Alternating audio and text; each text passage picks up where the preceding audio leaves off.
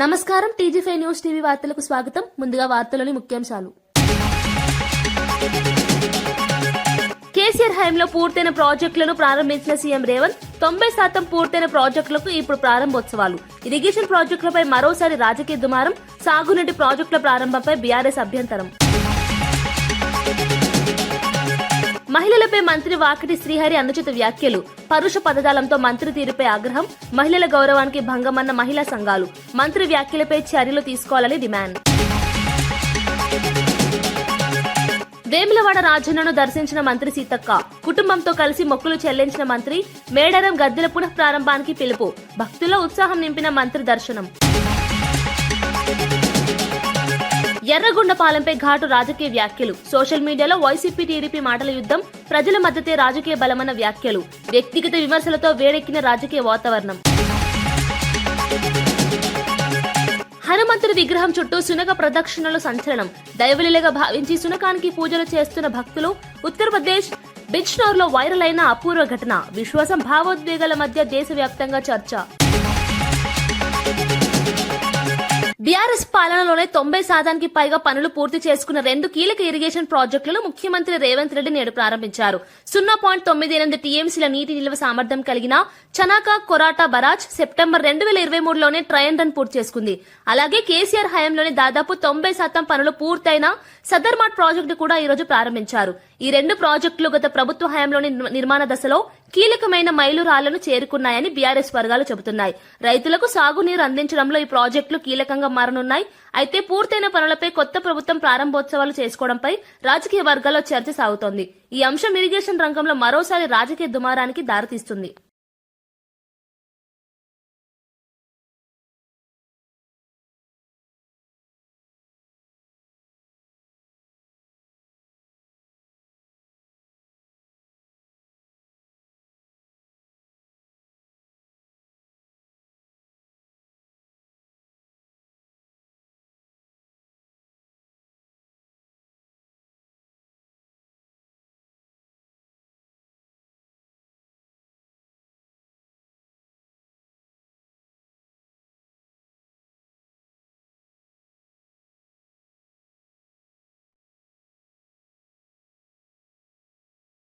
ఉత్తరప్రదేశ్ బిజ్నోర్లో ఒక శునకం హనుమంతుడి విగ్రహం చుట్టూ 3 రోజులుగా ప్రదక్షిణలు చేయడం సంచలనంగా మారింది. సుమారు 4 రోజుల పాటు నిరంతరంగా విగ్రహం చుట్టూ తిరగడంతో అలసిపోయి ఒక మూలన కూర్చున్న దృశ్యాలు సోషల్ మీడియాలో వైరల్ అయ్యాయి. దీన్ని దైవలీలగా భావించిన వేలాది మంది భక్తులు అక్కడికి చేరుకుని శునకానికి సాష్టాంగ నమస్కారాలు చేస్తూ పూజలు నిర్వహిస్తున్నారు. విషయం తెలుసుకున్న వైద్యులు శునకాన్ని పరీక్షించగా ఎలాంటి అనారోగ్యం లేదని తేల్చారు. ఈ ఘటనతో ఆ ప్రాంతం భక్తులతో కిటకిటలాడుతోంది. కొందరు ఇది అద్భుతంగా భావిస్తుంటే మరికొందరు భావోద్వేగాలకు లోనవ్వద్దని సూచిస్తున్నారు. అయినా ఈ ఘటన భక్తుల్లో విశేష విశ్వాసాన్ని కలిగిస్తూ దేశవ్యాప్తంగా చర్చనీయాంశంగా మారింది.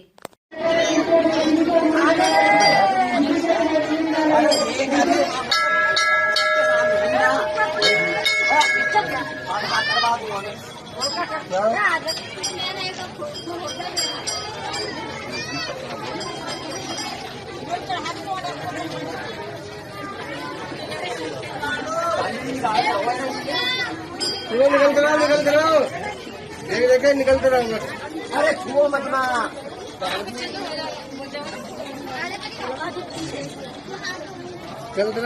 चलते रहो.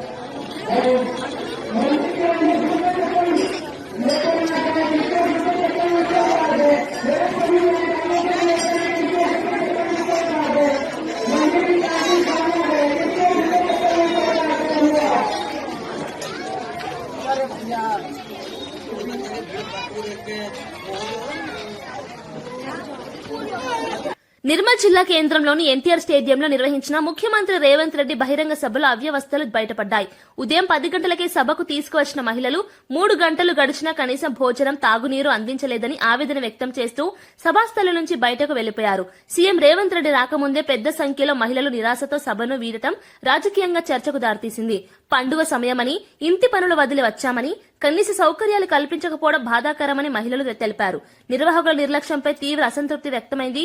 ప్రభుత్వ కార్యక్రమాల్లో ప్రజలకు మౌలిక సదుపాయాలు కల్పించాల్సిన బాధ్యత ఉందని పలువురు వ్యాఖ్యానిస్తున్నారు.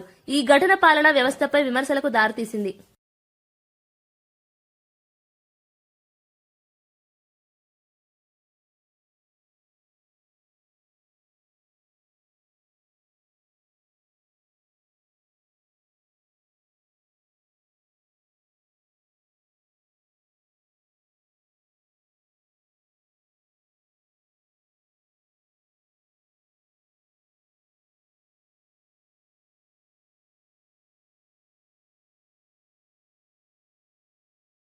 పల్నాడు జిల్లా గురజాల నియోజకవర్గం పిన్నెల్లి గ్రామం వద్ద తీవ్ర ఉద్రిక్త పరిస్థితులు నెలకొన్నాయి.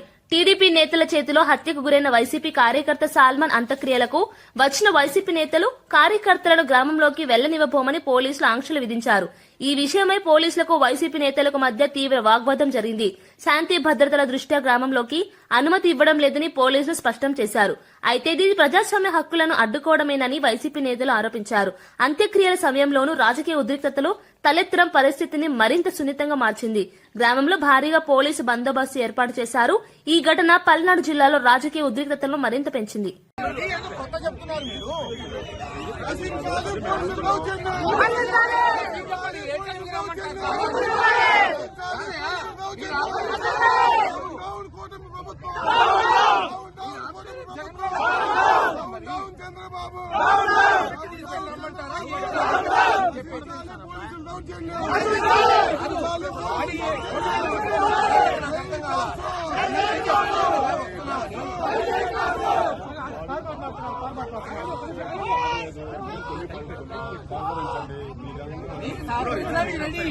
మీరు అందరినీ ఎలా చేయకపోతే ఎట్లా అంటున్నా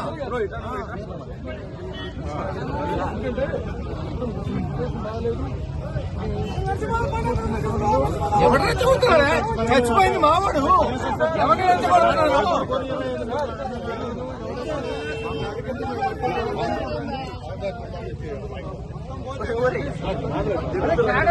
పోతాము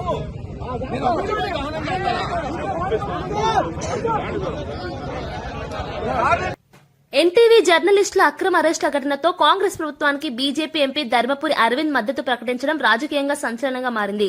మీడియా స్వేచ్ఛ పేరుతో బాధ్యతారహిత్యమైన కథనాలు సహించబోమన్న ప్రభుత్వ వైఖరిని ఆయన సమర్థించారు. జర్నలిజం అనేది పరిమితులు, బాధ్యతలతో కూడిన వృత్తి అని వ్యాఖ్యానించారు. అయితే జర్నలిస్టుల అరెస్టులపై మీడియా వర్గాలు తీవ్ర ఆందోళన వ్యక్తం చేస్తున్నాయి. బీజేపీ ఎంపీ వ్యాఖ్యలు రాజకీయ ప్రయోజనాల కోసమేనన్న విమర్శలు కూడా వినిపిస్తున్నాయి. ఒకవైపు మీడియా స్వేచ్ఛ, మరోవైపు చట్టపరమైన చర్యల మధ్య సమతౌల్యం అవసరమని విశ్లేషకులు చెబుతున్నారు. కంప్లైంట్ ఇచ్చారు, పోలీస్ కంప్లైంట్ ఇచ్చిరా?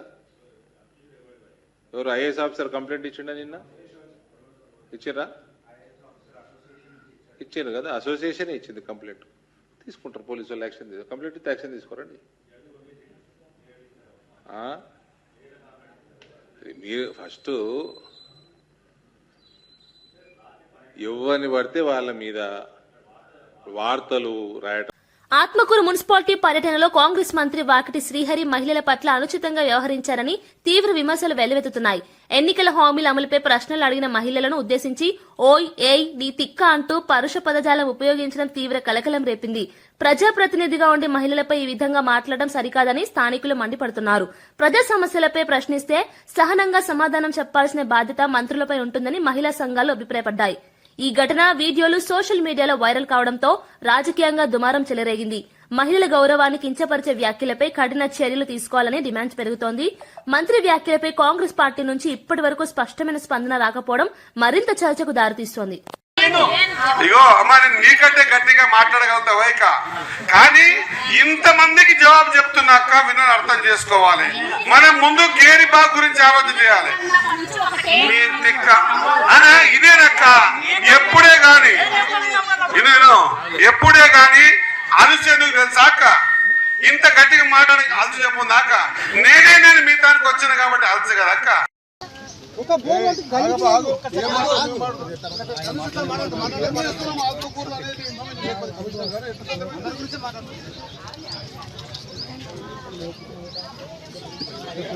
ఫైల్ అయిపోయిందిగా, నేను కావాలంటాడా?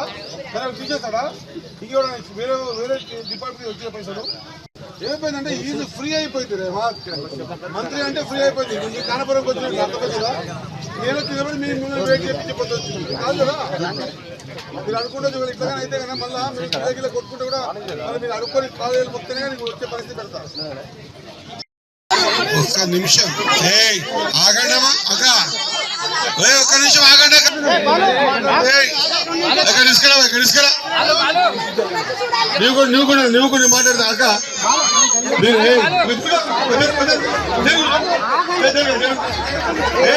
విను ఒక నిమిషం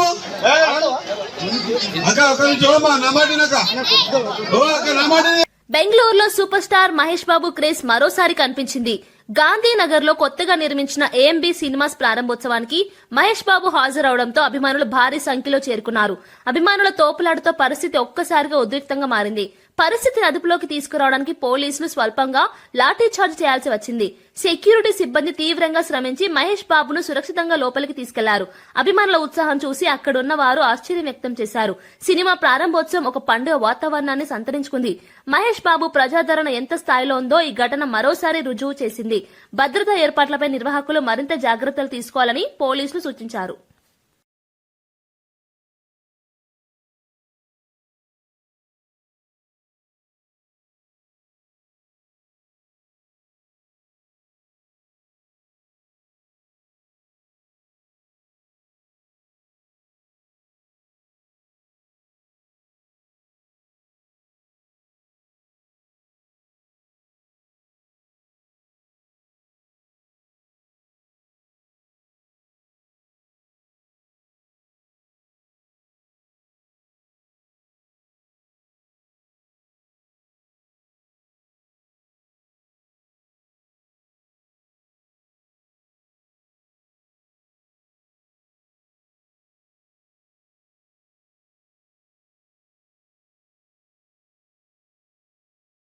అనంతపురంలో నంబూరి వైన్ షాప్ దగ్ధం కేసులో కీలక పరిణామం చోటు చేసుకుంది. ప్రధాన నిందితుడు అఖిల్ మరో వ్యక్తి బాబా ఫక్రుద్దీన్ తో కలిసి 4వ పట్టణ పోలీస్ స్టేషన్లో లొంగిపోయాడు. ఫోన్ పే చేసినా చేయలేదని షాపు సిబ్బంది అనడంతో కోపంతో వైన్ షాప్ కు నిప్పు పెట్టానని అఖిల్ మీడియాకు వెల్లడించాడు. అతడు మాట్లాడుతుండగానే పోలీసులు బలవంతంగా లోపలికి తీసుకెళ్లడం చర్చనీయాంశంగా మారింది. ఈ ఘటనపై పోలీసులు కేసు నమోదు చేసి విచారణ జరుపుతున్నారు. నిందితుడి వాంగ్మూలం సంచలనంగా మారింది. ఒక చిన్న వివాదం ఇంతటి ప్రమాదానికి దారితీసిందని స్థానికులు ఆందోళన వ్యక్తం చేస్తున్నారు. ప్రజలు చట్టాన్ని చేతుల్లోకి తీసుకోకుండా సంయమనం పాటించాలని పోలీసులు హెచ్చరిస్తున్నారు.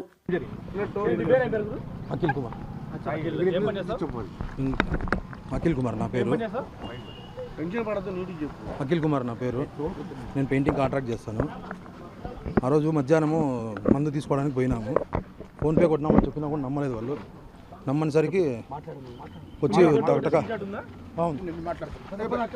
మేము చెప్తాం తర్వాత నా అరెస్ట్ ముద్ద అప్లోడ్ మేము చెప్తాం తర్వాత ఇన్ఫార్మ్ చేస్తాం. ప్లీజ్ మీరు సహకరించండి మేము ఇన్ఫార్మ్ చేస్తాం. ఇంకా మేము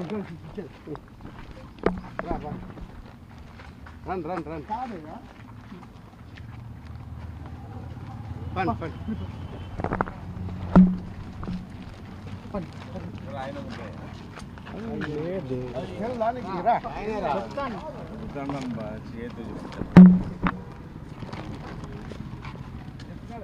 సికింద్రాబాద్ పేరు మార్చేందుకు కుట్ర జరుగుతోందని మాజీ మంత్రి తలసాని శ్రీనివాస్ యాదవ్ ఆరోపించారు. సికింద్రాబాద్ అస్తిత్వం, ఆత్మగౌరవాన్ని కాపాడేందుకు ర్యాలీ నిర్వహించనున్నట్లు ప్రకటించారు. రేపు ఉదయం 9 గంటలకు రైల్వే స్టేషన్ నుంచి ఎంజీ రోడ్డులోని గాంధీ విగ్రహం వరకు ర్యాలీ కొనసాగుతుందని తెలిపారు. 220 ఏళ్ల చరిత్ర కలిగిన సికింద్రాబాద్ లో అనేక చారిత్రక ప్రదేశాలు, లష్కర్ బోనాల వంటి సంప్రదాయాలు ఉన్నాయని గుర్తు చేశారు. ప్రభుత్వం డీలిమిటేషన్ పేరుతో సికింద్రాబాద్ ను నామరూపాలు లేకుండా చేయాలని చూస్తోందని ఆరోపించారు. ఈ సమయంలో ప్రజలంతా ఐక్యంగా ఉద్యమించాల్సిన అవసరం ఉందన్నారు. ఇంటికొకరు చొప్పున ర్యాలీలో పాల్గొనాలని పిలుపునిచ్చారు. ఈ ప్రకటన రాజకీయంగా ప్రాధాన్యం సంతరించుకుంది. సికింద్రాబాద్ కంటోన్మెంట్, సికింద్రాబాద్ పరిసర ప్రాంతాల్లో ఉన్నటువంటి ప్రతి ఒక్కరికి రిక్వెస్ట్ చేసేది, ఇంటికొకరు రండి. ఇది మన యొక్క అస్తిత్వం, మన ఆత్మగౌరవం. అందరూ కూడా భాగస్వామ్యం కావాల్సినటువంటి అవసరం ఉన్నది. నేను ప్రధానమైనటువంటి రాజకీయ పార్టీలు కానీ, స్వచ్ఛంద సంస్థలు కానీ అందరూ కూడా ఇన్వైట్ చేస్తూ ఉన్నాం. ఇది మన ప్రాంతం 220 సంవత్సరాల సుదీర్ఘమైనటువంటి చరిత్ర ఉన్నటువంటి ప్రాంతం. రెండోది, దీనికి ఒక ప్రధానమైనటువంటి చరిత్ర ఉంది, లష్కర్ బోనాలకు. ఇవన్నీ ఉన్నటువంటి సికింద్రాబాద్ ప్రాంతాన్ని ప్రభుత్వం నామరూపాలు లేకుండా చేయాలనేటువంటి ఒక ప్రయత్నం జరుగుతుందో దాన్ని ప్రొటెస్ట్ చేయడానికి ఒకవైపున ముఖ్యమంత్రి గారు సికింద్రాబాద్ని నేను టచ్ చేయలేదంటూ, మరి ఎందుకు నార్త్ జోన్ ఆఫీస్ మల్కాజిగిరి అయిందో చెప్పవలసినటువంటి అవసరం ఉంది.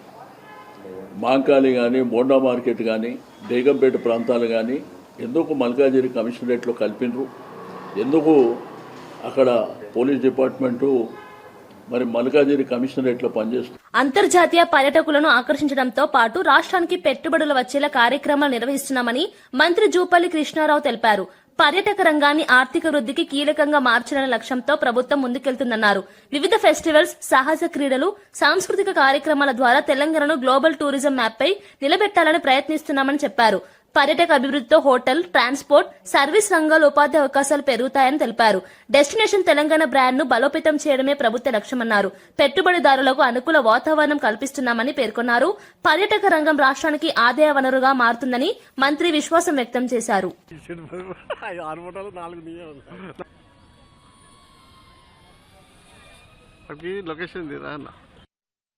హాట్ ఎయిర్ బెలూన్స్ ద్వారా ఒకటి టూరిజాన్ని ప్రమోట్ చేయడంతో పాటుగా అంటే గొప్ప గొప్ప కోటలు కావచ్చు, దేవాలయాలు కావచ్చు, అట్లాగే ప్రకృతి రమణీయత కావచ్చు, ఇవన్నీ కూడా హైదరాబాద్ అందాన్ని ఆకాశానికి వెళ్ళి తెలియగలిచడం.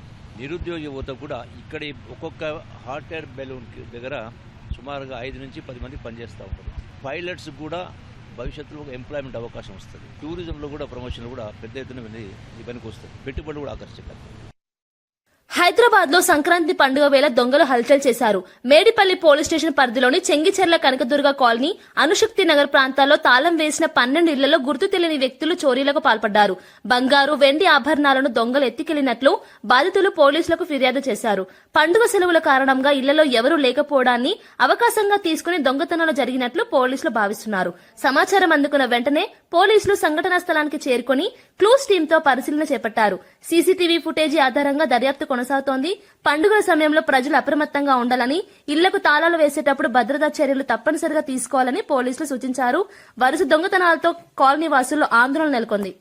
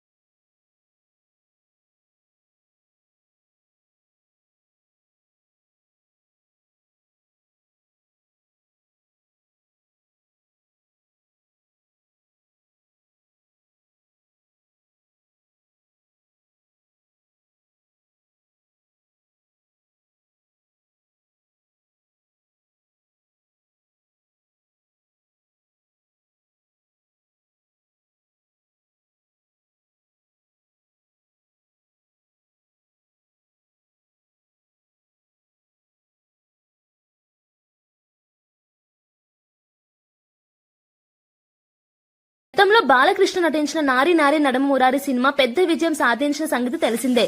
ఇదే పేరుతో నిర్మాత అనిల్ సుంకర నిర్మించిన తాజా చిత్రం కూడా ఘన విజయం సాధించిందని విజయవాడ ఎంపీ కేశినేని చిన్ని తెలిపారు. విజయవాడలోని ఎంపీ కార్యాలయంలో నిర్వహించిన సక్సెస్ మీట్ లో నిర్మాత అనిల్ సుంకర, దర్శకుడు రామ్ అబ్బరాజుతో కలిసి కేక్ కట్ చేసి సంబరాలు చేశారు. చిన్న బడ్జెట్ తో తెరకెక్కిన ఈ చిత్రం కుటుంబ ప్రేక్షకులను ఆకట్టుకుందని ఎంపీ ప్రశంసించారు. మంచి కథ, వినోదాత్మక కథనం వల్ల ఈ విజయం సాధ్యమైందన్నారు. చిత్ర యూనిట్ సభ్యులు తమ ఆనందాన్ని పంచుకున్నారు. ఈ సక్సెస్ మీట్ సినీ వర్గాల్లో చర్చనీయాంశంగా మారింది. మా సినిమాను ఆదరించినందుకు అందరికీ థ్యాంక్స్. మా టీం తరపున ఇవాళ 5 సినిమాలు ఉన్నాయి కాబట్టి అన్ని సినిమాలు బాగున్నాయి, అన్నీ ఎంజాయ్ చేయండి. మా సినిమా మరీ బాగుందని అంటున్నారు. అండ్ ఒకటి మాత్రం కంపల్సరీ, ఈ సినిమా చూస్తే మీకు కనీసం ఒక వారం ఆయురారోగ్యం పెరుగుతుంది నవ్వుతూ ఉంటే. అమ్మవారి ఆశీస్సులతో అంతా చాలా పాజిటివ్ రివ్యూస్, అంతా జనాలందరూ కూడా చాలా బాగా ఆదరిస్తున్నారు. మళ్ళీ ప్రమోషన్ స్టార్ట్ చేసి అందరి దగ్గరికి రీచ్ అవుతాం. మా హీరో గారు శర్వా గారికి ఇది ఒక సంక్రాంతి హ్యాట్రిక్ ఇది. సో ఆయనకి శర్వా గారు ఎప్పుడు సంక్రాంతికి వచ్చినా హిట్ కొట్టడం జరిగింది. సో ఈసారి కూడా అదే రిపీట్ అయింది. మా హోల్ టీమ్ అందరికీ కంగ్రాట్స్ అండి. అండ్ అందరికీ థ్యాంక్ యూ. ఎర్రగొండపాలెం నియోజకవర్గంపై ఘాటు రాజకీయ వ్యాఖ్యలు సోషల్ మీడియాలో దుమారం రేపుతున్నాయి. వైసీపీ నేతలు తమ నాయకుడు తాటిపత్తి చంద్రశేఖర్ ను ఉద్దేశించి సవాళ్లు విసురుతూ తీవ్ర వ్యాఖ్యలు చేశారు. 2024 ఎన్నికల్లో టీడీపీ వేవ్ ఉన్నప్పటికీ చంద్రశేఖర్ ప్రజల మద్దతుతో నిలబడ్డారని వ్యాఖ్యానించారు. ఎర్రగొండపాలెం తమ అడ్డా అని, ప్రజల మధ్య రాజకీయ బలం తేలుతుందని స్పష్టం చేశారు. ప్రత్యర్థులు దమ్ముంటే నియోజకవర్గంలో పోటీ చేసి గెలవాలని సవాల్ విసిరారు. ఈ వ్యాఖ్యలు రాజకీయంగా ఉద్రిక్తతకు దారితీసింది. సోషల్ మీడియా వేదికగా సాగుతున్న ఈ మాటలు యుద్దం స్థానిక రాజకీయ వాతావరణాన్ని వేడెక్కిస్తోంది. ప్రజా సమస్యల కన్నా వ్యక్తిగత విమర్శలకే ప్రాధాన్యం పెరుగుతోందన్న విమర్శలు కూడా వినిపిస్తున్నాయి. ఎర్రగొండపాలెం గడ్డ అడ్డ, ఎర్రగొండపాలెం అడ్డ, వైఎస్ఆర్ కాంగ్రెస్ పార్టీ అడ్డ. లేట్ గా వచ్చిన రాజకీయాలకి లేటెస్ట్ గా ఈ సునామీలో కూడా ఎవడు పడితే దింప జరిగి మైండ్ బ్లాక్ అవుతుందో ఆయన ఎర్రగొండపాలెం ఎమ్మెల్యే తాటిపత్తి చంద్రశేఖర్ అని ప్రూవ్ చేసుకున్నారు. నిజంగా జగనన్న జెండాని చేతిలో, జగనన్నని రాజశేఖర రెడ్డిని గుండెల్లో పెట్టుకున్న మీ అందరికీ నా పాదాభివందనాలు. మంత్రి సీతక్క తన కుటుంబ సభ్యులతో కలిసి వేములవాడ రాజన్నను దర్శించుకున్నారు. ఆలయ సంప్రదాయం ప్రకారం కోడెను కట్టి మొక్కులు చెల్లించుకున్నారు. ఈ సందర్భంగా ఆమె మాట్లాడుతూ జనవరి 19న మేడారంలో ముఖ్యమంత్రి రేవంత్ రెడ్డి చేతుల మీదుగా జరగనున్న సమ్మక్క సారలమ్మ గద్దెల పునః ప్రారంభోత్సవాన్ని విజయవంతం చేయాలని పిలుపునిచ్చారు. ఈ కార్యక్రమం గిరిజన సంప్రదాయాలకు ప్రతీకగా నిలుస్తుందని తెలిపారు. ఆలయ ప్రాంగణంలో జరిగిన పూజా కార్యక్రమాల్లో ప్రభుత్వ విప్ ఆది శ్రీనివాస్, జిల్లా కలెక్టర్ గరిమా అగర్వాల్ పాల్గొన్నారు. మంత్రి సీతక్క దర్శనం భక్తుల ఉత్సాహాన్ని నింపింది. మేడారం ఉత్సవాల ఏర్పాట్లు వేగంగా జరుగుతున్నాయని, భక్తులకు ఎలాంటి ఇబ్బందులు కలగకుండా చర్యలు తీసుకుంటున్నామని అధికారులు తెలిపారు.